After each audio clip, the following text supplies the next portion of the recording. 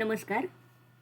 अगस्त्य संहिता वाचन इस उपक्रम में मैं वैद्या प्रियदर्शनी बापटकडूस आप सभी का और आदरणीय वैद्य पराग दाते सर का हार्दिक स्वागत करती हूँ। श्री चरक संहिता चिकित्सा स्थान पंचविंशोध्याय द्विव्रणीय चिकित्सा का वाचन चल रहा है। इसके अंतर्गत पिछले सत्र में व्रण के अनेक विध रूप यानी कि उसमें होने वाले स्त्राव, वर्ण, गंध, इनके बारे में सर ने हमें जानकारी दी थी। इसी के साथ साथ अनेक विध उपद्रवों के बारे में भी सर ने बताया था। हम श्लोक नंबर 30 तक आए थे। मैं सर से अनुरोध करती हूँ अध्याय वाचन का प्रारंभ करें। रागादिरोगान् सदानुषक्तान् शेषपाय प्रसृतान् शेषान् औत्सुक्यमोहार्दाञ्चकानां पूर्वोऽध्यायः तस्मै। कल हमने वर्ण के उपद्रव तक देखा था, जो उसके आगे चलेंगे। स्नायु क्लेदात, सिरा क्लेदात, गांभीर्यात कृमिभक्षणात, अस्थिभेदात सशल्यत्वात, सविषत्वाच्च सर्पणात, नखकाष्ठप्रभेदाच्च चर्मलोम अतिघट्टनात, मिथ्याबंधात अतिस्नेहात, अतिभैषज्यवर्षणात, अजीर्णात अतिभुक्ताच्च, विरुद्ध प्रसात्म्य भोजनात, शोकात क्रोधात दिवास्वप्नात, व्यायामात मैथुनात तथा व्रणात् न प्रशमं यान्ति, निष्क्रियत्वाच्च देहिनां, परिस्रावाच्च गन्धाच्च, दोषाच्च उपद्रवैः सह व्रणानां बहुदोषाणां कृच्छ्रत्वं चोपजायते। अभी व्रण के साध्या साध्यता के बारे में बताते वक्त आगे बताएंगे। जैसे उन्होंने पहले एक चीज बताई है कि मर्म पर अगर कोई व्रण नहीं है तो वो साध्य हो जाएगा, या फिर व्रण के जो 8 आश्रय बोले तो गामेश शिरा स्नायु, तो उसमें दुस्साध्यानि उत्तरोत्तरम ये हमने कल देखा है। अगर वो उपद्रव से युक्त है तो वैसे भी कोई भी उपद्रव से युक्त जो व्याधि रहेगा वो साध्य होने में परेशानी होती है, वो असाध्य या फिर याप्य बन जाता है। तो और ऐसे कौन से घटक है, कौन से फैक्टर्स है जो व्रण की साध्यता पर और हमारे ट्रीटमेंट पर इफेक्ट करते हैं, ये देखने के लिए आगे बताया है कि स्नायु क्लेदात, सिरा क्लेदात, उसका पाठ है ऐसा, एक पाठभेद है स्नायु छेदात या फिर सिरा छेदात, तो वो भी यहाँ पर हमें संयुक्तिक लगता है।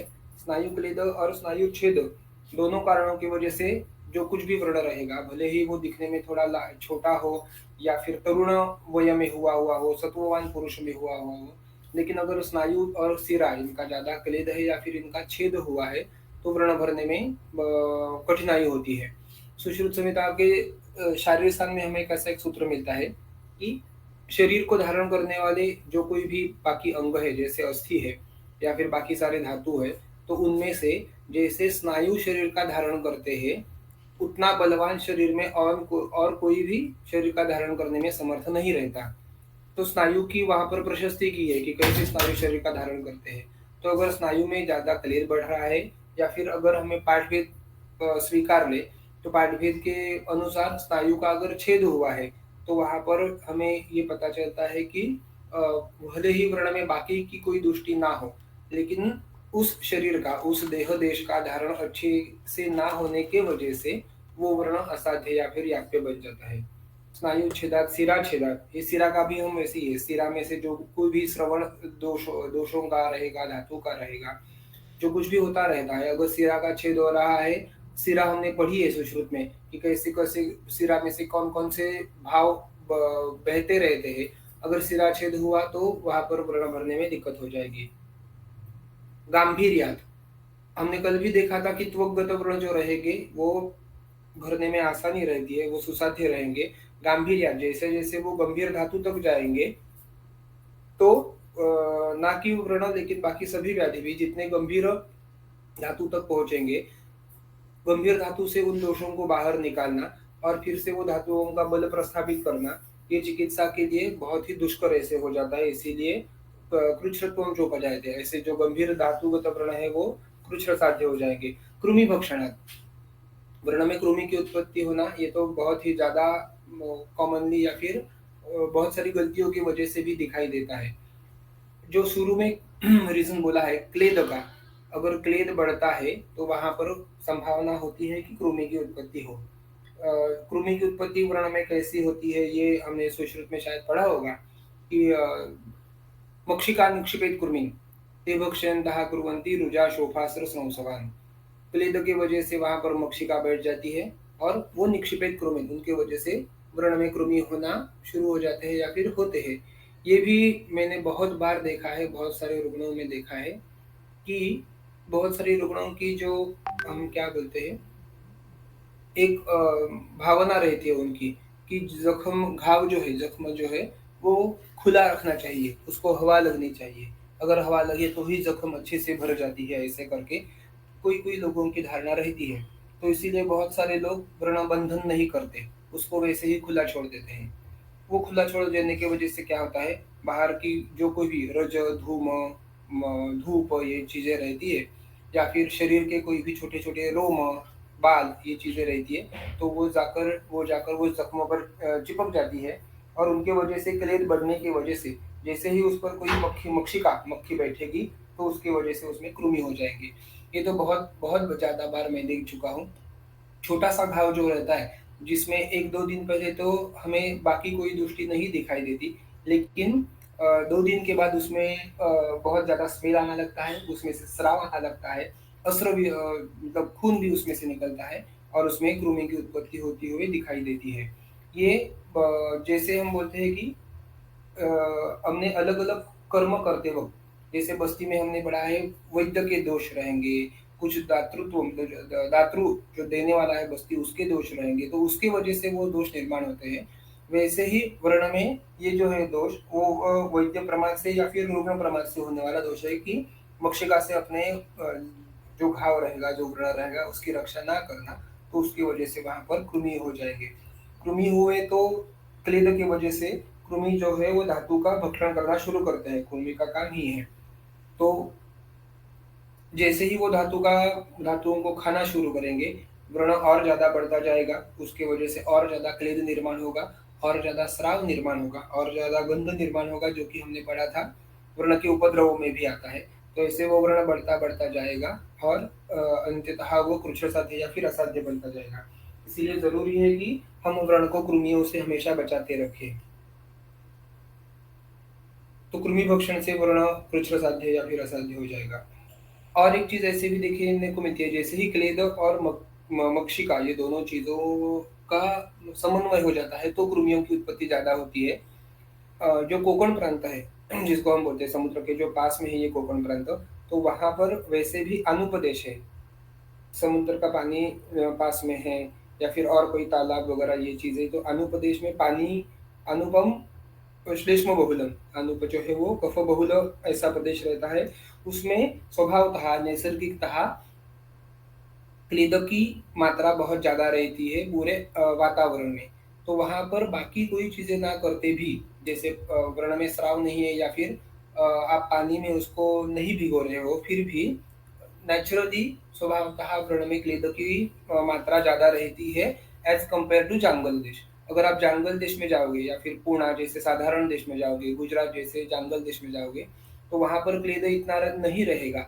वहाँ पर जो घाव रहते हैं वो रुक्ष और वातज ऐसे होने वाले ज़्यादा रहेंगे एज़ कम्पेयर टू कोकण प्रांत। लेकिन कोकण प्रांत जैसे ये कोकण है, रत्नागिरी है, रायगढ़ है, सिंधुदुर्ग है, कुडाळ, कणकवली, गोवा, कर्नाटक ये जो प्रांत है, वहाँ पर पानी की मात्रा ज़्यादा होने से कृमियों की होने की संभावना बहुत ज़्यादा होती है। अस्थिभेदात् सशल्यत्वात् सविषत्वाच्च सर्पणात्। आगे के और फैक्टर्स बताएँगे जिससे व्रण की चिकित्सा सुसाध्य नहीं हो जाती। अस्थिभेदात् ये भी हमने अगर ऊपर देखा है, ये गांभीर्य जो उन्होंने बोला है, जितना व्रण गंभीर होता है, अस्थिभेद हुआ है, अगर कोई आघात जो व्रण है उसमें अस्थिभेद हुआ है, एक्सीडेंट हुआ है, कोई कुछ चीज़ से कोई लगा है, घाव हुआ है और उसमें अस्थिभेद भी है, फ्रैक्चर भी है, तो फ्रैक्चर को भरना और वो व्रण कर्म करना, ये दोनों चीज़ें एक साथ में करने में बहुत दिक्कत रहती है। तो अस्थि भेद मतलब हमारा जो व्याधि है वो व्रण तो है ही, लेकिन अस्थि भेद होने की वजह से अस्थि और मज्जागत ऐसे वो व्याधि को हम बोल सकते हैं, ना कि ओनली व्रण, बट बाकी का जो आघात रहेगा वो अस्थि मज्जा को भेद करने वाला है, तो वो कृच्छ्र साध्य बन जाता है। सशल्यत्वात् अगर सशल्य व्रण में शल्य जो कोई है वो बाकी वैसा ही अंदर हमारी चूक से या फिर हमें दिखाई ना देने की वजह से अंदर ही अंदर रह गया है, तो उसके वजह से व्रण का आरोहण जो है वो अच्छे से नहीं होगा। इस प्रकार के भी 5 एक केसेस मैंने देखे हैं। एक केस थी हमारे पास, एक हमारे यहाँ पर एक मछली मिलती है, मतलब हमारे अभी समुद्र में मछुआरे बहुत ज़्यादा है, मच्छी खाने वाले लोग बहुत ज़्यादा है। तो ज़ाहिर है कि मच्छियों की तादाद ज़्यादा बढ़ती है, वो खाने के बाद मच्छी के अंदर जो उसकी अस्थि रहती है, उसका काँटा बोलते हैं, मच्छी का काँटा, तो वो खा नहीं सकते हम उसको। मच्छी खाकर लोग उस काँटे को फेंक देते हैं।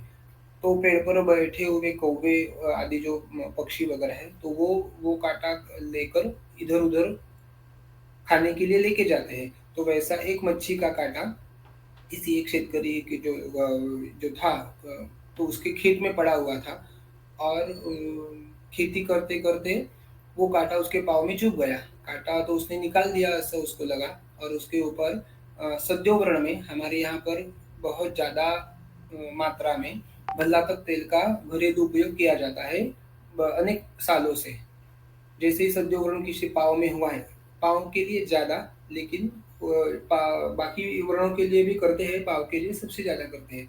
उसको जैसे ही वो काँटा चुभा, उसने वो काँटा निकाला और उसके ऊपर भल्ला तक का तेल लगा दिया। भल्ला तक का तेल लगाने के बाद में ऐसी होती है कि पानी उसमें नहीं जाता, क्लेद नहीं बढ़ता और घाव अच्छे से भरता है। 20 दिन होने के बाद भी वो घाव ठीक नहीं हुआ। उसमें से फिर से पानी आने लगा और वेदना बहुत ज़्यादा बढ़ने लगी। तो वो फिर से डॉक्टर के पास गए, इंजेक्शन वगैरह लिया, कोई इन्फेक्शन हुआ होगा ऐसा सोच के, और फिर से काम पे लगा। 2 दिन बाद फिर से जब वेदना कम नहीं हुई, तो वो ज़ख्म को हमने साफ करने के लिए फिर से वो बल्लातक के तेल का जो लेप लगाया था उसके ऊपर, तो वो निकाल कर अंदर जब देखा, तो उसके आज जो मछली का काँटा हमने बोला, तो वो 1 इंच का मछली का काँटा उसके अंदर ही अंदर छूट गया था, जो कि ऊपर से नहीं दिख रहा था। तो ज़ख्म को साफ करते-करते जैसे हमें काँटा वो दिखा, हमने उसको शल्य जो था अंतर्भूत वो हमने निकाला, और उसके बाद में उसकी वेदना भी तुरंत कम हो गई, स्राव भी कम हो गए और अगले कुछ हफ्तों में वो व्रण अच्छे से भर गया। लेकिन इतना जो है कि मछली का काँटा जो ऐसे अंदर छूट गया है, सो शल्यत्वात्, शल्य कोई भी है अगर वो व्रण में रह रहा है, तो व्रण बाकी आप कोई भी चिकित्सा करो फिर भी अच्छे से भर नहीं पाता। एक हमारे ऐसे एक पेशेंट थे जिसको पाँव में कदर हुआ था, जिसको भूरी बोलते हैं मराठी में, कदर। तो वो कदर में उसको चलते वक़्त तकलीफ़ होती थी, वेदना होती थी, तो वो उसको घर पर ही ब्लेड या फिर नेल कटर लेके उस कदर को बार-बार काटता था। काटने के बाद उसको थोड़ा-सा हल्का लगता था, चलने में थोड़ी आसानी हो जाती थी। लेकिन ऐसा ही काटने के बाद बाहर चलते वक़्त एक छोटा-सा पत्थर, छोटा-सा कंकड़ उस कदर में चुभ गया, जो कि उसको ध्यान में नहीं आया। जैसे कदर हमेशा दुखता है, वो वैसे ही दुखता है, ऐसे उसको लगा और उसने ज़्यादा ध्यान नहीं दिया उस चीज़ पर। फिर से बहुत दिनों बाद जब वो हमारे पास आया, तो हम उसका अग्निकर्म करने की सोच रहे थे कि इस कदर को हम अग्निकर्म करके निकालेंगे। अग्निकर्म करते वक़्त बाजू की जो स्किन रहेगी कदर की, वो तो अच्छे से जल गई, लेकिन बीचों-बीच कदर में शलाका जैसे ही हमने लगाई गरम करके, वो कदर तो जल नहीं रहा था, उसमें अग्निकर्म हो नहीं रहा था। पता नहीं चला क्या होगा, शायद शलाका ठंडी हुई होगी, ऐसे सोचकर फिर से शलाका गरम की, फिर से लगाई, फिर भी वो कदर वहाँ पर उसका अग्निकर्म नहीं हो रहा था। तो कुछ शंका आने की वजह से अग्निकर्म छोड़कर हमने वहाँ पर कुछ शस्त्र से व्रण को, जो कदर है उसको काटना बाजू से शुरू किया। तो जैसे ही काटा, उसमें से छोटा-सा जो कंकड़ था वो शस्त्र को लगा और वो बाहर निकल गया, एकदम छोटा-सा। तो जैसे ही वो बाहर निकला, उसके वजह से वो कदर ज़्यादा चुभ रहा था उसको और अग्निकर्म भी हो नहीं रहा था। वो कंकड़ था जो फँसा हुआ कदर में, उसको निकाला और उसके बाद में अग्निकर्म किया। आगे तो जैसे हमें पता है कि उससे वो ठीक हो गया। लेकिन ऐसा इतना सा छोटा-सा शल्य है तो भी व्रण नहीं भरता। बहुत बार ये देखने को मिलता है, जो हमने चीज़ बताई कि लोगों का मानना रहता है कि व्रण को खुला रखेंगे, व्रण को हवा लगनी चाहिए, ज़्यादा बाँधेंगे नहीं तो व्रण जल्दी से ठीक हो जाएगा, जल्दी से सूख जाएगा। तो इस चीज़ की वजह से होता ऐसा है कि अगर व्रण में पहले से ही क्लेद है, व्रण क्लीन अवस्था में है, उसमें से स्राव आ रहे हैं, तो बाहर की जो कोई चीज़ें रहेंगी, जैसे रज है, धूल है, बाष्प है, तो वो आकर उस पर चिपकने की वजह से उसकी दृष्टि बहुत ज़्यादा मात्रा में होती है। बहुत बार जब हम किसी रुग्ण के घर पर विज़िट करके उसका पहली बार उसका ड्रेसिंग करते हैं, तो आज तक तो 25% केसेस में ऐसा देखने को मिला है कि जिन्होंने वो व्रण खुला छोड़ा था, खुला रखा था सूखने के लिए, तो उसमें शरीर के बाल मिलते हैं, चिपके हुए, क्योंकि वो व्रण में स्राव रहता है। हमें हमारा इतना ध्यान नहीं है कि बड़े बाल तो मतलब बड़े बाल तो वैसे भी गिरेंगे तो पता चलता है, लेकिन शरीर के जब लोम गिरते हैं, तो उसके बारे में हमें पता नहीं चलता। और वो उस घाव में जाकर वो स्राव की वजह से चिपकते हैं। बाल एक ऐसी चीज़ है कि जिसका पाक नहीं होता। अगर वो स्राव में भी रहेंगे, भीगते रहेंगे, तो भी बालों का पाक नहीं होता। तो उसकी वजह से वो जो व्रण है, वो अंदर ही अंदर ज़्यादा बढ़ता चला जाता है और उसके वजह से वो व्रण ठीक नहीं होता। जैसे ही हम बाल निकालेंगे वहाँ से, बहुत बार तो वो बाल खींच कर निकालने पड़ते हैं, इतने अंदर तक चले जाते हैं वो। तो जैसे ही हम वो घाव को बाल वहाँ से निकालेंगे और व्रण को साफ करेंगे, अगले कुछ ही दिनों में व्रण में हमें अच्छी-सी तरक्की होती हुई दिखाई देती है। तो शल्यत्वात, शल्य कोई भी प्रकार का हो सकता है, किसी भी चीज़ का हो सकता है। हम जान भी नहीं सकते या फिर सोच भी नहीं सकते ऐसे शल्य व्रण में हो सकते हैं। अगर वो सशल्य ऐसा व्रण है, तो वो चिकित्सा करने में दुष्कर रहता है। अ, सविषत्वाच्य ये तो साफ है। सविषत्वात अगर वो विष की वजह से हुआ हुआ व्रण है, तो घाव भरने में तकलीफ होती है ज़्यादा। वो विष का प्रभाव रहता है। विष की चिकित्सा जो है, वो विष जहाँ जब तक वो धातुओं में पड़ा हुआ रहता है, जब तक वहाँ पर है, अगर कोई विषारी चीज़ उसको काटी है या फिर किसी विषारी चीज़ का संस्पर्श हुआ है उसको, हमने शायद परसों एक भल्ला तक का एक फ़ोटो देखा था, भल्ला तक एप्लीकेशन की वजह से हुआ। तो भल्ला तक विष की वजह से हुआ जो उसका व्रण था, उसमें पाक ज़्यादा रहता है, उसकी गति ज़्यादा रहती है, तो उसकी वजह से वो व्रण भरने में थोड़ी दिक्कत हो जाती है।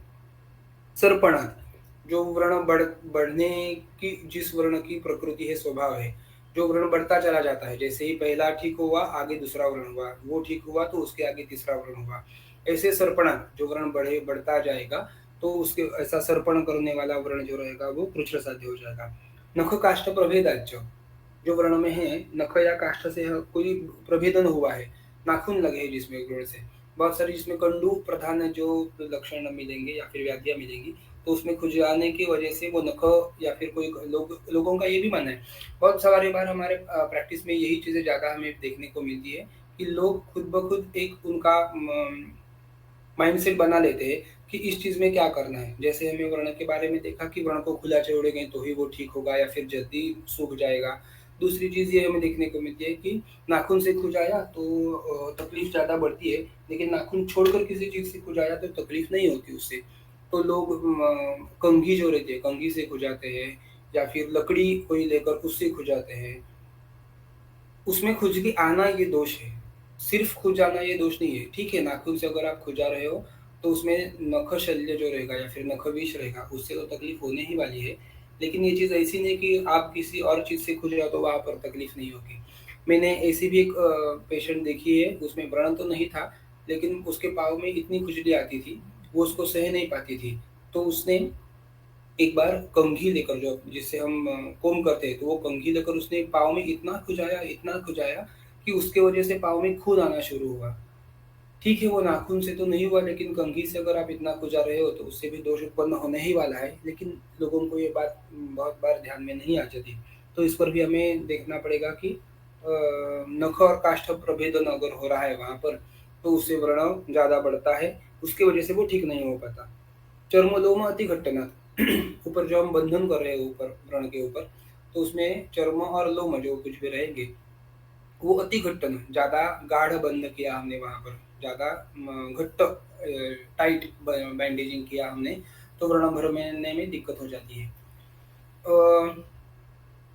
बंधन जो है, जो बंधन के हमने फायदे देखने को मिलते हैं बंधन करने के वजह से, कि जैसे ही हम व्रण का बंधन करते हैं, उसमें जो चलत्व रहता है व्रण में या फिर संधियों में, जिसकी वजह से वो व्रण चल रहता है, तो बंधन करने से वो ठीक हो जाता है, कम हो जाता है चलत्व, और उसकी वजह से अंदर जो स्नायु शिरा इत्यादि जो कुछ चीजें व्रण में रहेंगी, उसको वो बंधन की वजह से सपोर्ट मिल जाता है, आधार मिल जाता है, और उसकी वजह से व्रण भरने में आसानी रहती है। लेकिन वही बंध अगर हम ज़्यादा घट्ट, ज़्यादा टाइट करके बांध रहे हैं, तो उससे तकलीफ भी होना संभव है, जो कि यहाँ पर हमें दिखाई देगा, उसकी वजह से व्रण कुष्ठ हो जाता है। मिथ्या बंधन, आगे जाकर सिर्फ घट्ट या फिर टाइट बांधना ऐसे ही नहीं, मिथ्या बंधन, जैसा बंध बांधना चाहिए। बहुत सारे बंध हमने शायद वाग्भट सूत्रस्थान में भी देखे होंगे फर्स्ट ईयर से, या फिर सुश्रुत में बंधों के बारे में पढ़ाया हुआ। चिन्नदामानुवेदितम खट्वा विलग्विबंधम घोषणा, ये जो अनेक प्रकार के बंध है, अलग अलग शरीर के देश में कौन सा बंध कहाँ कहाँ पर बांधना है, इसका डिस्क्रिप्शन वहाँ पर आया हुआ है।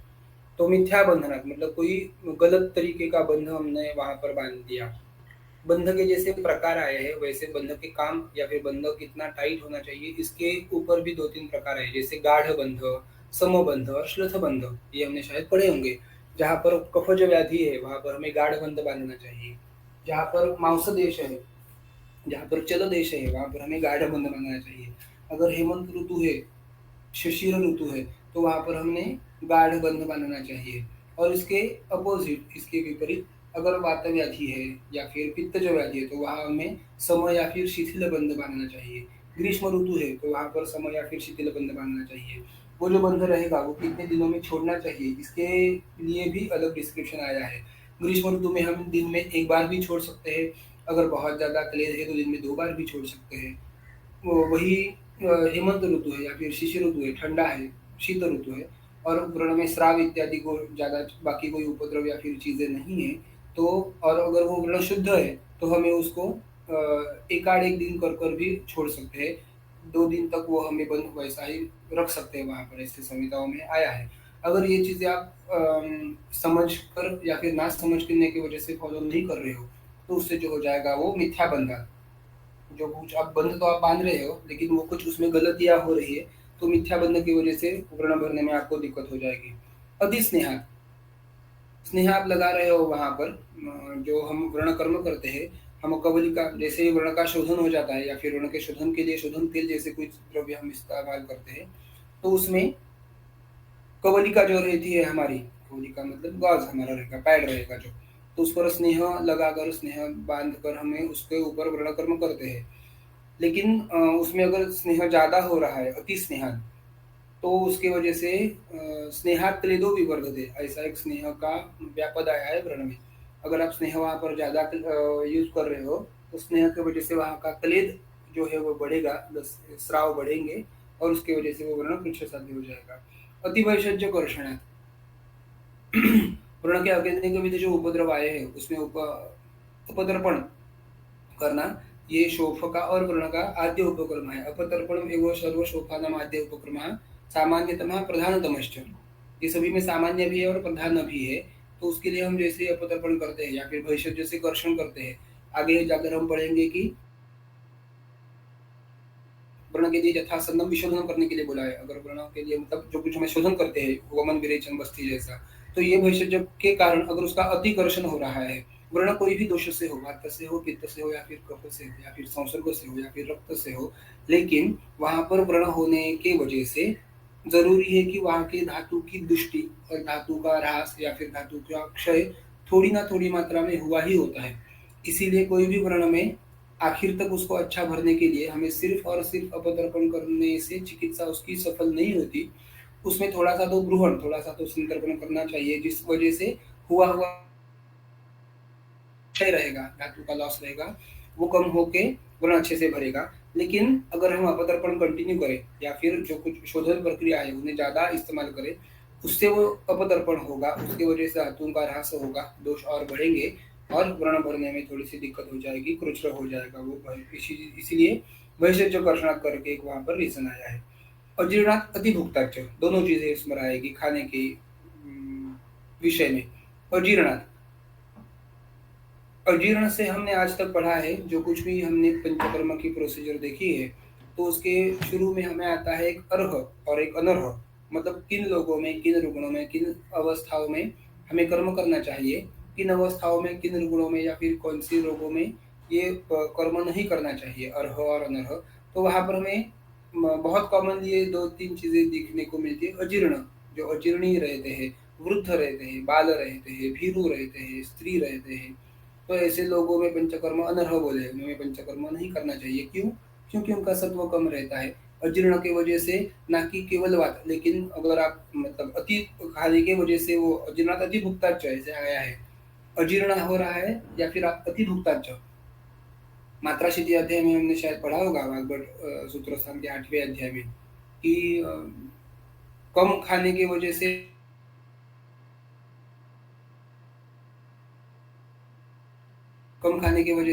वात दोष का प्रकोप होगा, लेकिन ज्यादा बहुत ज्यादा खाने की वजह से तीनों दोषों का प्रकोप हो जाएगा। तीनों दोषों का प्रकोप अगर हो रहा है कोई भी व्याधि में, तो वो व्याधि चिकित्सा के लिए दुष्कर हो जाती है। इसीलिए ध्यान में रखने वाली बहुत ज़्यादा चीज़ रहेगी बताने के लिए भी कि अजीर्णात और अतिभुक्ताच ये दोष जो है रुग्ण के प्रमाद के होने की वजह से, तो वो हमें टालने चाहिए, उसको ये बताना चाहिए। अगर व्रण ज़्यादा बड़ा है या फिर अगर जिसको हम बेड सोर बोलते हैं, ऐसे वाले व्रण हैं, तो रोगी तो वैसे भी दिन भर लेटा हुआ रहेगा या फिर बेड पर ही रहेगा। उसकी बाकी सारी एक्टिविटीज़ जो कुछ रहेगी, वो कम रहेगी, फिज़िकल एक्सर्शन उसका कुछ नहीं होगा। तो बैठे-बैठे या फिर सोए-सोए ज़्यादा खाने को मन करता है या फिर ऐसे होता है कि नहीं खाना चाहिए या फिर ऐसे करके। तो उससे जो रहेगी बाकी कोई श्रम या फिर व्यायाम न होने की वजह से उसका अग्नि पहले थोड़ा-सा मंद हो जाता है और उस पर बहुत सारी चीज़ें खाने की वजह से उसमें होता है कि अजीर्ण जैसी चीज़ें मिलती है हमें या फिर वो अतिभुक्ताच अति खाना खाने की वजह से ही अजीर्ण बहुत ज़्यादा बार देखने को मिलता है। या फिर जो चीज़ें हमें बाकी वक़्त भी देखने को मिलती है जैसे समय पर ना खाना या फिर जो व्रण में चाहिए ऐसी चीज़ें ना खाना, जो व्रण के लिए अपथ्य है ऐसे वाली चीज़ों का खाना, ज़्यादा बहुत पानी पीना, कोई उसको आदत है, गलती है, व्यसन है।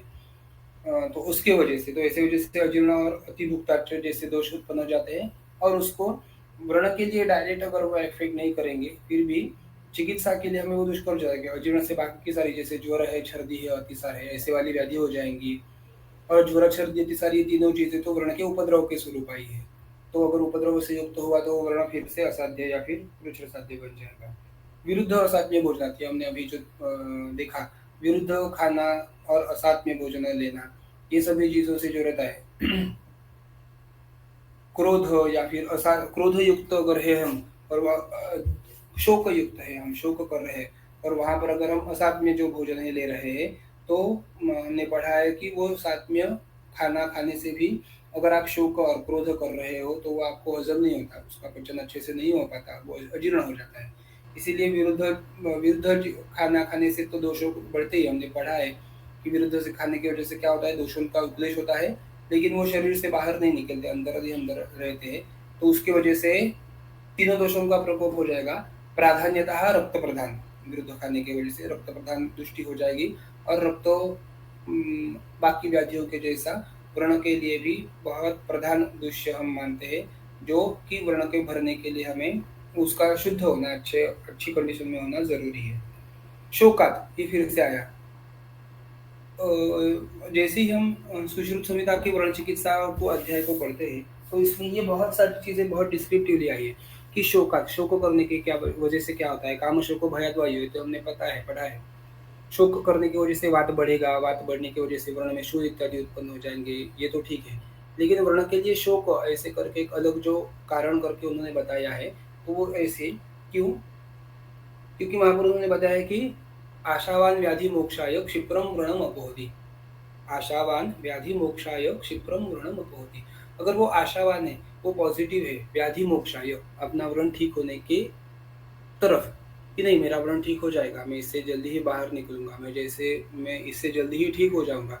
ऐसी जिसके पास अच्छी-सी आशा है, पॉज़िटिविटी है, सत्ववान है जो, तो वो क्षिप्रम व्रणम होती, उसका व्रण जो है वो जल्दी ठीक हो जाता है। लेकिन अगर कोई शोक करते बैठा है दिन भर कि क्यों मेरे पाँव में ये लगा है, क्यों मेरे हाथ में ऐसा व्रण हुआ है, मुझे कुछ काम करने को नहीं मिल रहा, उसकी वजह से ऐसा हो रहा है। वो उसी में रहता है और उससे बाहर निकलने की खुद ब खुद कोशिश नहीं करता। उससे क्या होता है, नैराश्य आ जाता है उसको। शोक की वजह से और ज़्यादा नैराश्य आएगा, और ज़्यादा तमो बढ़ेगा और ज़्यादा दोष बढ़ेंगे, जो कि मन के दोष है, रज और तम।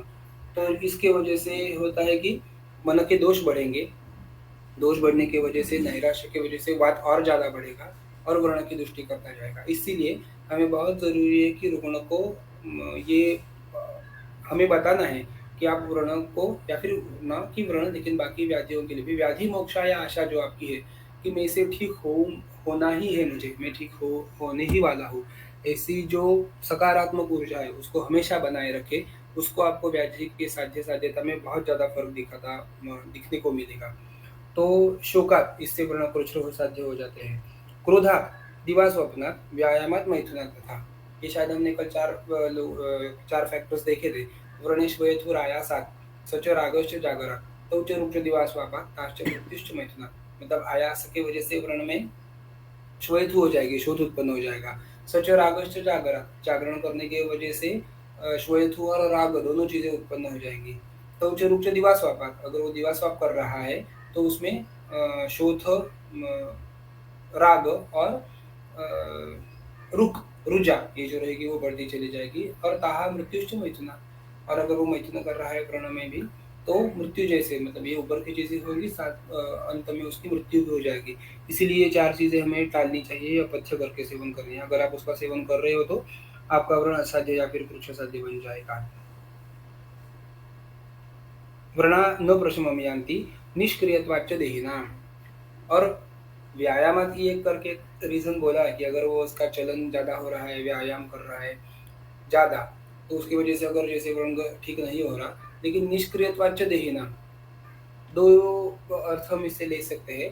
निष्क्रियत्वात का मतलब है आप जो कोई भी दवाई इस्तेमाल कर रहे हो लेकिन उसका उस देह पर कोई असर नहीं हो रहा इसके वजह से, या फिर ऐसा कि जो पूरा बेड रिडन पेशेंट रहता है कि उसमें बाकी कुछ क्रिया वो खुद ब खुद कोई भी नहीं कर रहा हो, पूरा का पूरा बेड रिडन है। जैसे हम कोमा के रुग्णों में देख सकते हैं बहुत बार कि उनके जो व्रण रहेंगे या फिर उनमें बाकी जो व्याधियां रहेंगी तो निष्क्रियत्वाच्च देहिनाम, इस चीज की वजह से भरने में उनमें आसानी नहीं हो जाती।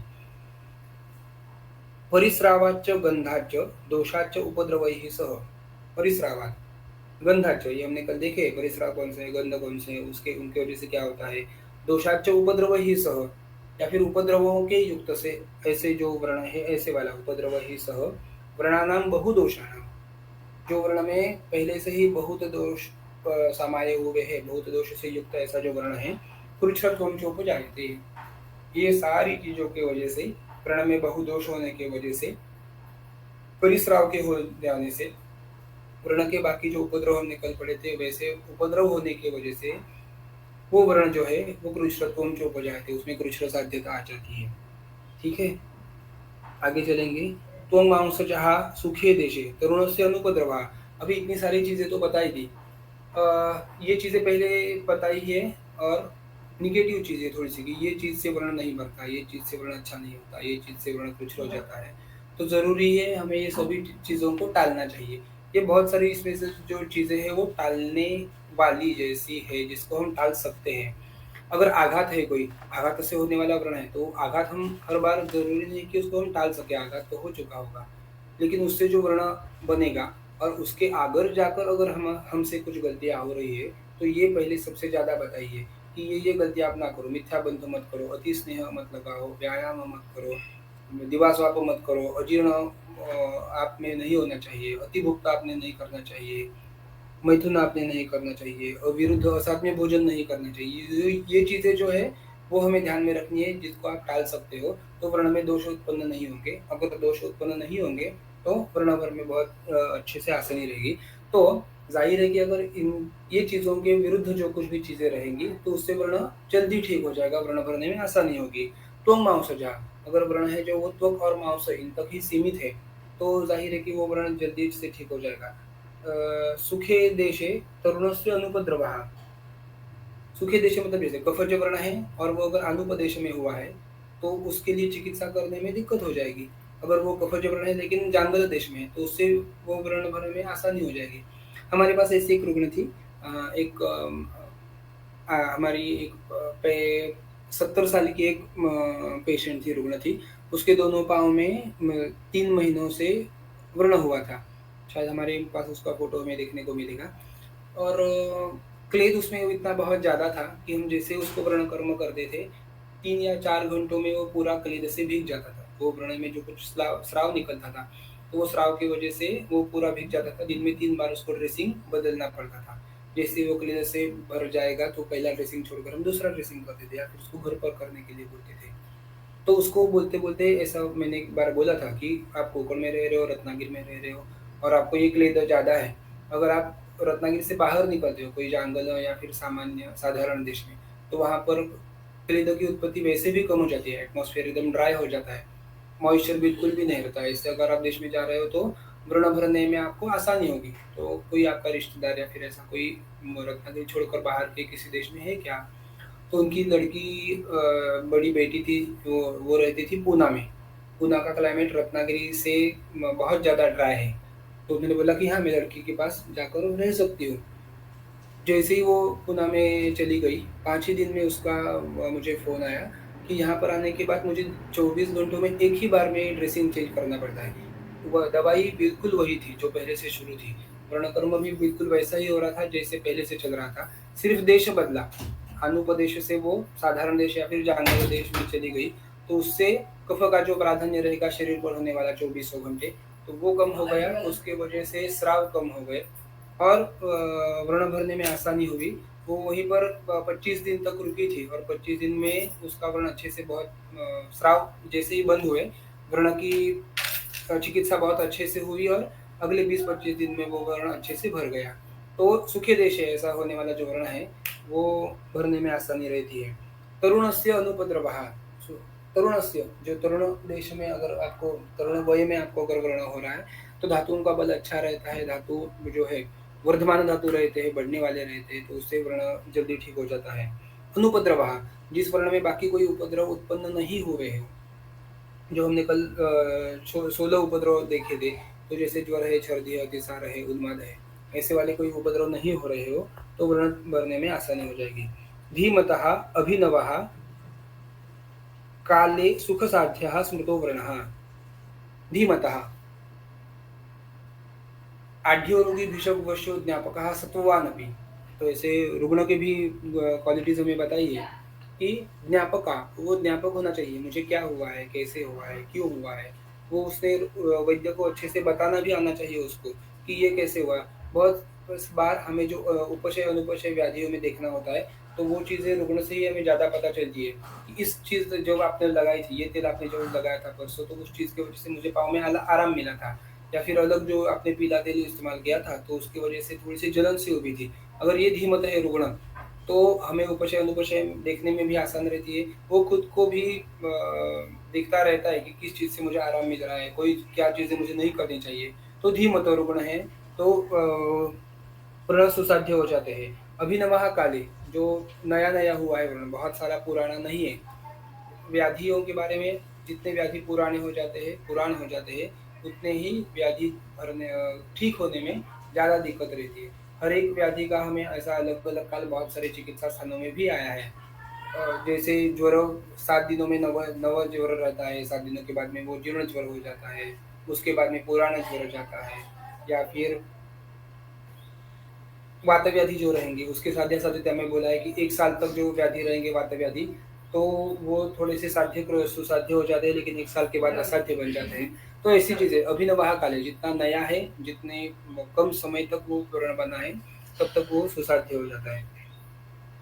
गुणैरन्यतमैर्हीनः ततः कृच्छ्रव्रणस्मृतः सर्वैर्विहीनो विज्ञेयस्तु असाध्यो निरुपक्रमः।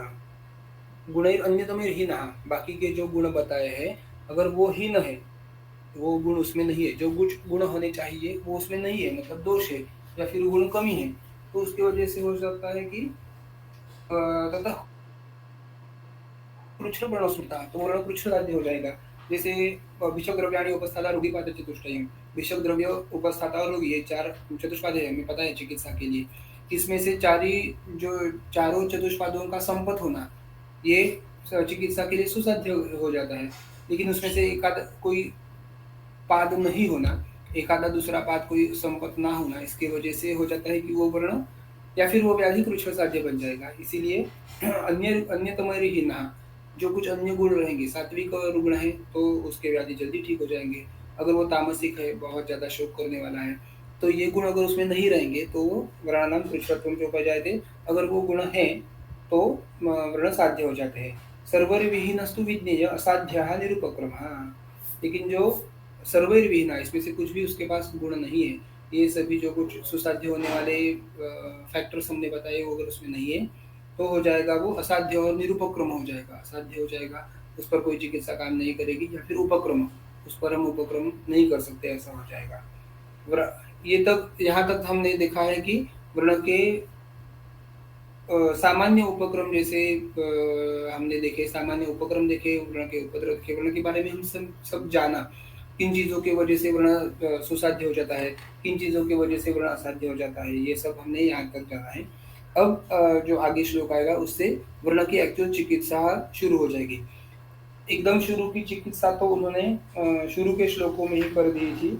जैसे वो हमने वातावरण के बारे में पढ़ा था, संपूर्ण ही स्नेहपाने स्निग्धे स्वेदोपनहानि हृदय परिशेकेश वातावरण उपाचरित। ये तो इन्होंने एकदम शुरू के श्लोक में ही बता दिया था। लेकिन वो बेसिक चिकित्सा है वर्ण के लिए। ये सभी चीज़ों जानने के बाद वर्ण के उपद्रव, वर्ण के स्वरूप, वर्ण की साध्यासाध्यता ये जानने के बाद में वर्ण की जो चिकित्सा आएगी वो अगले श्लोक से हम आगे पढ़ेंगे।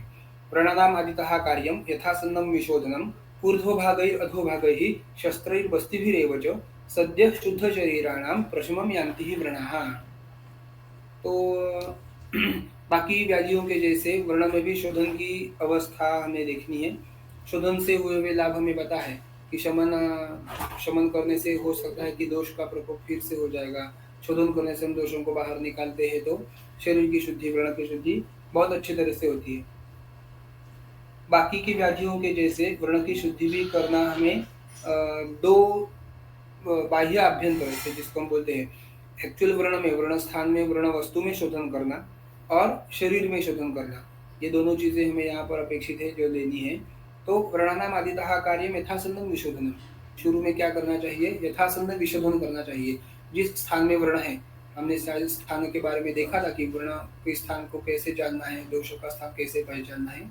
तो यथासन्नम विशोधनम, वहाँ पर उसका यथा सन्न, यथा जो कुछ पास का मार्ग रहेगा उससे विशोधन करना है वर्ण का, शरीर का और वर्ण का भी, दोनों का भी।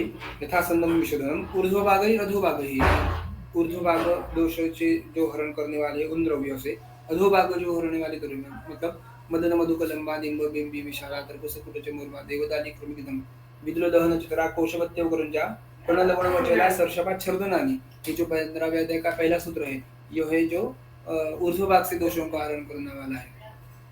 निकुंभ कुंभ त्रिफला गवाक्षी स्नुक शंखिनी नीलिनी तिलवकानी शम्याक कंपिल्लक है मधुग्धा दुग्धम च मूत्रम च विरेचनानी, ये जो दूसरा सूत्र रहेगा 15वां अध्याय का, वो विरेचन करने वाला है। अधोभाग दोष हरानी, ये सभी शोधन करने वाले द्रव्य का और देश का, देह देश का शोधन करेंगे। शस्त्र बस्ती भी रेवच, शस्त्र ही दोषों का हम तो शोधन करेंगे जो शारीरिक दोष रहेंगे। लेकिन जैसे शल्य है, कोई हमने देखा है कोई बाल, जैसे बाल वगैरह कुछ वो वर्ण में अटका हुआ है, तो ये चीजों का शोधन करने के लिए हमें जरूरी है कि शस्त्र कर्म वहां पर करना पड़े, वो शल्य को निकालने के लिए, वो दोष को निकालने के लिए। अस्थि है अगर कोई अंतर फंसा हुआ, जैसे हम देखा था कोई पत्थर है, कंकड़ है, नख है, काष्ठ है और कोई बाह्य घटक रहेगा जिससे वो दोष की व्रण की दृष्टि हो रही है, तो ये चीजें निकालने के लिए हमें जरूरी है कि वहां पर शस्त्र कर्म करना पड़ेगा। बस्ती भी रही बचाओ, बस्ती ऊर्ध्व कफोज के लिए वमन देखा है हमने, पता है हमें, पित्तज दृष्टि के लिए विरेचन पता है, लेकिन बस्ती से भी हम शरीर का और वर्ण का शोधन कर सकते हैं। हमने शायद पर से केस इसमें डिस्कस की थी कि सुश्रुत में कैसा चिकित्सा स्थान में सूत्र आया है, अध का वृक्षाश्च मारुतजाश्च, ये मुझे पहला पद याद नहीं आ रहा। अध काय विशेषण बस्तिस्तेषु विधीयते, वर्ण के बारे में बोला है कि जो मारुत के वजह से दुष्ट है, वात दुष्ट है, और अध काय विशेषण जो शरीर के अध काय में है, मतलब कट्टी के नीचे से ये काय में जो रहते हैं जो है, ऐसे वर्णों के लिए और वात दुष्ट वर्णों के लिए बस्ती देनी चाहिए। बस्ती के लिए उन्होंने, ये जो हमने ऊपर चीजें एक चीज एक पढ़ी है कि ऊर्ध्व भाग शोधन करने वाले, अधो भाग शोधन करने वाले और बस्ती वाले, हमें जैसा वर्ण का शोधन करना है बाह्यता, तो वही द्रव्यों का एते वर्गा दोष दुष्यात्यपेक्ष 15वां अध्याय का लास्ट अध्याय में, लास्ट श्लोक में हम ये जो पढ़ते हैं, कल्कक्वाथ स्नेह देहादि युक्ता पानेन से अनुवासने अंतर बहिर्वा लेपाभ्यंगै ही उन्नति रोगान सुकृष्णा। तो यही चीजें हम अंतर बाह्य दोनों चीजों में यूज कर सकते हैं। जो चीजों का हम लेप करते हैं शोधन करने के लिए, जिन चीजों का हम कषाय बनाते हैं शोधन करने के लिए, तो उन्हीं चीजों का, उन्हीं कषाय से हम उनमें निरोग बस्ती दे सकते हैं। उन्हीं चीजों से सिद्ध किया हुआ तेल हम शोधन करने के लिए यूज कर सकते हैं। तो कल्कक्वाथ स्नेह लेह आदि युक्ता पाने नसे अनुवासने अंतर बहिर्वा, सभी चीजों के लिए जो जो वहां पर हमें करने के लिए उपक्रम व्रण को साध्य करने के लिए, व्रण की चिकित्सा करने के लिए जरूरी है, तो हम इन्हीं द्रव्यों का बार बार इस्तेमाल अलग अलग तरीके से कर सकते हैं। जैसे हमने देखा कषाय से उसका धावन करेंगे, तैल से उसका धावन करेंगे या फिर शोधन तेल इस्तेमाल करेंगे व्रण का शोधन करने के लिए। उन्हीं चीज़ों से युक्त निरोह बसी लेंगे तो अभ्यंतर शोधन हो जाएगा। हमारे इसमें आयुर्वेद शास्त्र में ओनली फॉर एक्सटर्नल यूज़ या फिर ऐसे जो चीज़ हमें बाकी लोगों को पता है, पढ़ते हैं हम बहुत सारी दवाइयों पर, दवाइयों के प्रिस्क्रिप्शन पर या फिर उनके पैकिंग पर। तो आयुर्वेदिक औषधों में ऐसी चीज़ें हमें बहुत ही रेयर देखने को मिलेगी, नहीं तो देखने को है ही नहीं। आप कोई भी ऐसा द्रव्य खुद से खोज कर देखिए या फिर ढूँढ कर देखिए या फिर कहीं पर पढ़ कर देखिए कि वो द्रव्य सिर्फ़ एक्सटर्नली यूज़ करना है, सिर्फ़ बाह्यतः यूज़ करना है और आभ्यंतरतः उसको यूज़ नहीं करना है, ऐसा एक भी द्रव्य हमारे पास नहीं है। हमारे पास जो कुछ द्रव्य है, वो हर एक द्रव्य हम बाहर, अंदर और जो हमने अभी पढ़ा लेप, अभ्यंग, नस्य, अनुवासन, पान, परिषेक, अभ्यंग कोई भी चीज़ों के लिए अर्थात दोषों पर ये तो निर्भर करता है, दोषों पर निर्भर करेगा, वैद्य पर निर्भर करेगा, वो रुग्ण कैसा है, उसका सत्व कैसा है, उसका कौन से देश में रहता है, ये भी चीज़ें उसमें रहेगी। लेकिन ओनली फॉर एक्सटर्नल यूज़, इसको हम आभ्यंतर यूज़ कर ही नहीं सकते, ऐसी चीज़ें हमारे शास्त्र में देखने को नहीं मिलती। ये हमारा एक बहुत अच्छा बलस्थान हम बोल सकते हैं, हमारा एक सौभाग्य है कि हमें ऐसी चीज़ें ध्यान में नहीं रखनी पड़ेगी, कि ऐसे हमारी चीज़ें। लेकिन दूसरी चीज़ ऐसी भी है कि इनका हमें ध्यान रखना है कि क्यों नहीं रखनी पड़ेगी ये चीज़ें हमें, क्यों ऐसा होता है?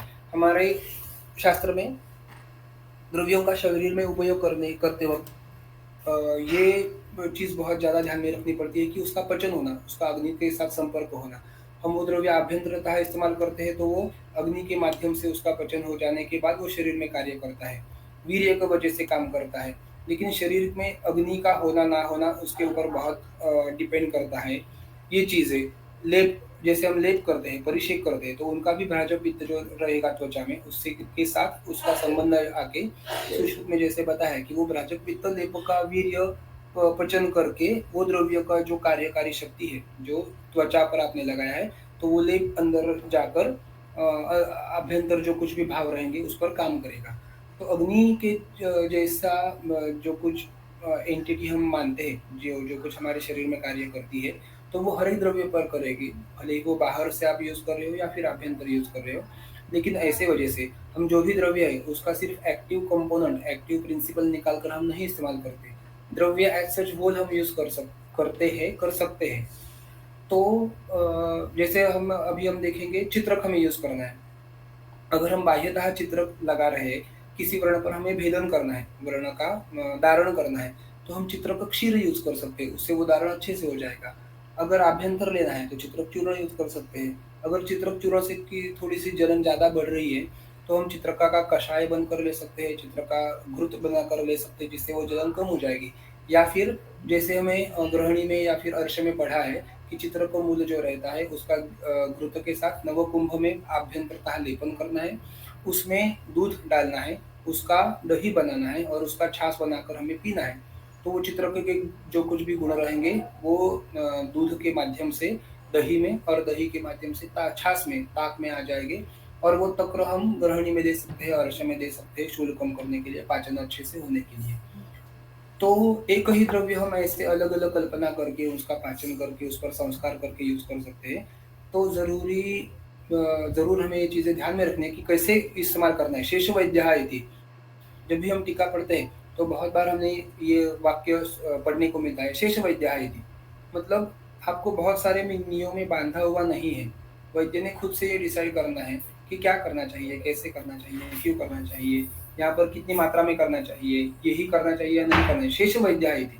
आपको पूरा स्वातंत्र्य वहाँ पर मिला है कि आप आयुर्वेद के जो भी कुछ सिद्धांत आप सीखे हो, उनके ऊपर अब जो कुछ करने वाले हो ट्रीटमेंट, तो उसको अच्छे से भाप ले, वो सिद्धांतों पर उनको जान ले, वो सिद्धांतों पर अगर वो अच्छे से पास कर रहे हैं वो सिद्धांत, तो आप बेशक होकर वो चीज़ें इस्तेमाल कर सकते हो। इसका एक मैं उदाहरण बताना चाहूँ, जो हमारे पास कंपनी के अलग-अलग एमआर आते हैं, वो मेडिकल फील्ड से भले ही जुड़े हो, लेकिन उनके पास ये सारी जानकारी नहीं होती। उनको जो कंपनी ने बोला हुआ होता है एक आधे प्रोडक्ट के लिए, उसका एडवर्टाइज करने के लिए, तो उतना वो हमारे पास आकर जाकर बोलते जाते हैं कि ये प्रोडक्ट आपको ऐसे इस्तेमाल करना है, या आपको ये चीज़ के आपको कितने डोज देने हैं, किन व्याधियों में आप इसको इस्तेमाल कर सकते हो। लेकिन ये चीज़ें भी हमें वहाँ पर जाननी होगी कि हमें उनसे, ठीक है, अच्छी चीज़ें तो हम उनसे ले सकते हैं, सीख सकते हैं, लेकिन वो हमारे ज्ञान के स्रोत नहीं होने चाहिए। ज्ञान का स्रोत हमारा होना चाहिए ग्रंथ, ज्ञान का स्रोत हमारे होना चाहिए हमारे गुरु। एक बार हमें एक बीमार ने बताया था कि हमारे इस प्रोडक्ट में मतलब कंडू के लिए, खुजली के लिए हम ये प्रोडक्ट इस्तेमाल करते हैं, और इस मतलब खुजली में बहुत अच्छे रिजल्ट मिलते हैं, ये वो सब कंपनी की बातें उन्होंने बताई। और बोला कि मैंने बोला कि उसको गर्भिणी में जो कंडू रहते हैं, हमारे किकविस बोलते हैं हमारे परिभाषा में उसको, तो किकविस में हम यूज़ कर सकते हैं उसमें तो। बोला नहीं, नहीं, नहीं, किकविस में उसको यूज़ नहीं कर सकते। मैंने बोला क्यों? क्योंकि वो गर्भिणी है। बोला हाँ, इसमें 10 मिलीग्राम रसामाणिक्य आता है, और रसामाणिक्य है तो किकविस में हमको उस गर्भिणी होने की वजह से यूज़ नहीं कर सकते। तो फिर अगर आप ये जानते हो ये बाकी सारी चीज़ें कि रसामाणिक्य का तो गर्भ रहता है, जो गर्भिणी रहती है, उसमें निषेध तो कभी भी कहीं पे भी ग्रंथ में नहीं आया है। उसकी मात्रा आप एडजस्ट कर सकते हो, उसका अनुपान आप एडजस्ट कर सकते हो, उसका काल आप देख सकते हो, आप तो वैद्य है। लेकिन ग्रंथ में ऐसा कहीं भी निषेध रसमाणिक्य का नहीं आया। मैंने उससे पूछा कि ऐसा निषेध तो कहीं नहीं आया है, मुझे आप इसका पाठ कौन-सा है वो बताओ ये चीज़ का, हम चाहे तो ग्रंथ निकाल कर देखेंगे। ऐसे मैंने बोला तो एकदम से वो ये हो गया कि नहीं, नहीं सर, आप ऐसे मतलब बुरा ना माने, लेकिन ऐसे में कंपनी में हमारे ऐसा बोला है कि गर्भिणी में नहीं यूज़ करना चाहिए। अगर ऐसा रेफ़रेंस नहीं तो मैं कंपनी से बात करता हूँ। ठीक है, आगे की जो चीज़ें रहती है वो तो हो जाएगी, लेकिन आपका ज्ञान का स्रोत वो नहीं होना चाहिए। आपने खुद ने ये पढ़ना चाहिए। एक एमआर आया था हमारे पास, उन्होंने बोला कि सर हमारी सूचीकर बहुत अच्छी है, बाकी कंपनियों की वजह से, क्योंकि हम उसको भृंगराज के स्वरस की भावना देते हैं, तो हमारा प्रोडक्ट बहुत अच्छा कार्यकारी बन जाता है। अगर जिसने सूचीकर नहीं पढ़ा है, जिसने सूचीकर आज तक कहीं भी उसका अभ्यास नहीं किया है, तो उसको तो ये चीज़ एकदम से अच्छी लगेगी, अरे वाह! इसमें तो भृंगराज के स्वरस की भावना है, तो मैं यही खरीद लेता हूँ करके। लेकिन सूचीकर का जो एक्चुअल पार्ट है ग्रंथों में, संहिताओं में, तो उसमें तो सूच्यकर में भृंगराज के स्वरस की भावना आई ही हुई है, इसमें कोई नई चीज़ नहीं है। अगर वो कंपनी वाले बनाते वक़्त उसको नहीं दे रहे या फिर उसका क्वाथ बनाकर दे रहे, तो वो उनकी गलती है। लेकिन सूच्यकर में भृंगराज के स्वरस की भावना है, ये कोई एडवर्टाइज़ करने जैसी चीज़ नहीं है, उसमें तो ये होनी ही है। लेकिन बहुत सारे वैद्यों को भी ये चीज़ें पता नहीं होती, उन्होंने कभी ये पढ़ा नहीं होता, इतना उसका अभ्यास किया नहीं होता, तो उसकी वजह से वो ऐसी चीज़ों को भूल जाते हैं, और उस पर क्या बोलते हैं, वो उनको बहुत अच्छी लगती है, और कंपनियों के एमआर की वजह से वो उन्हीं में अपना समाधान मानते हैं, वही प्रोडक्ट को खरीद लेते हैं। तो ये चीज़ें हमें ध्यान में रखनी चाहिए कि अपना ज्ञान का स्रोत बनाए रखें, संहिताओं का ही वाचन करें, उसमें से ही अपना ज्ञान जो है वो अच्छा करके, ठीक बाकी चीज़ें तो हम बाकी लोगों से सीख सकते हैं। तो ऐसे सद्य शुद्ध शरीराणाम प्रशमं यान्ति ही व्रणाः। तो ऐसे शोधन करने से वजह से व्रण में प्रशमं यान्ति, व्रण ठीक होने में आसानी रहती है। मुझे लगता है यहाँ तक हम शायद रुक जाएँगे, आगे का जो सूत्र रहेंगे वो अगले लेक्चर में देखेंगे। यस सर, बहुत बहुत धन्यवाद सर। लिटरली एक एक यानी कि जो भी शब्द यहाँ पर आए हैं उसका आपके पास उदाहरण है, आपने पेशेंट ऐसे देखे हैं, तो ये हमारे लिए बहुत ही महत्वपूर्ण बात है कि आपका अनुभव और आपका अभ्यास ये दोनों का फ़ायदा हमें सबको होने वाला है। तो फिर से एक बार बहुत बहुत धन्यवाद। किसी को अगर कुछ प्रश्न है तो आप पूछ सकते हो।